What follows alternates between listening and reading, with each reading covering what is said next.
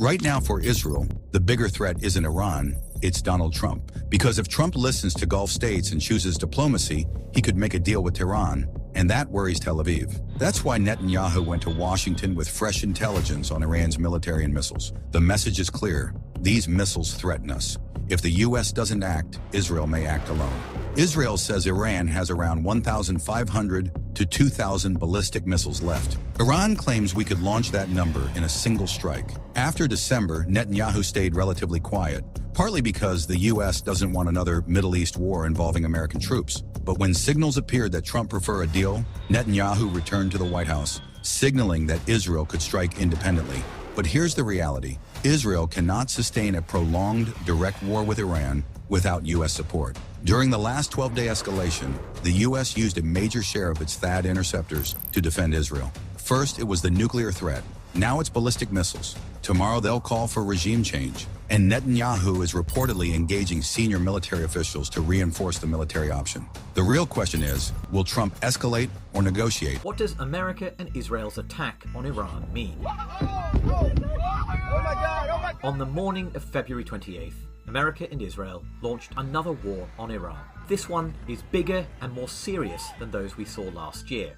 This is a war of regime change. To the great, proud people of Iran, I say tonight that the hour of your freedom is at hand. Take over your government. It will be yours to take. And an aim which was endorsed by Prime Minister Benjamin Netanyahu of Israel. אתם לא אויבים שלנו, ואנחנו לא אויבים שלכם. Missiles have rained down on Tehran, the capital, and sites across the country. They've included attacks on the compound used by Ayatollah Ali Khamenei, Iran's supreme leader, and military sites right across the country. Iran's response has already been faster and fiercer than on previous occasions. They fired missiles towards Israel within hours of the war beginning. They fired missiles at the headquarters of the US Navy's 5th Fleet in Bahrain. Missile actually got through. It also fired missiles at Jordan, Qatar, Saudi Arabia, and the United Arab Emirates, where a person was killed by falling shrapnel. This is not going to be a quick in and out operation.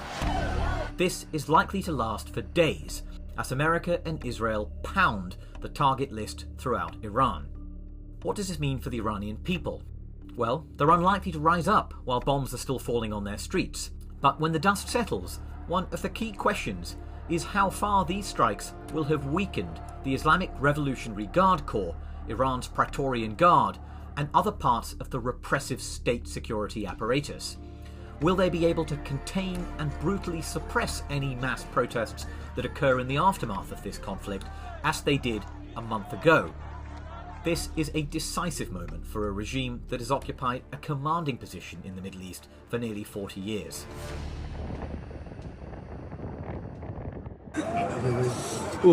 त्यो defuse गरे हो क्या छैन गरेको छैन यो कता हान्यो म त्यही हान्यो तिनमै हो तिनमै हान्यो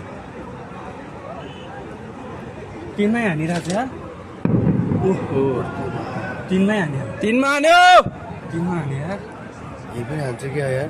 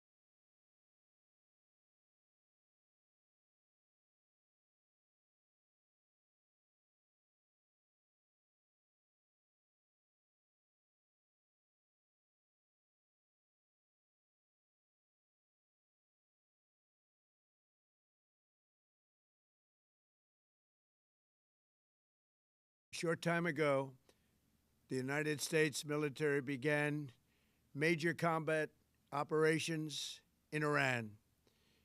Our objective is to defend the American people by eliminating imminent threats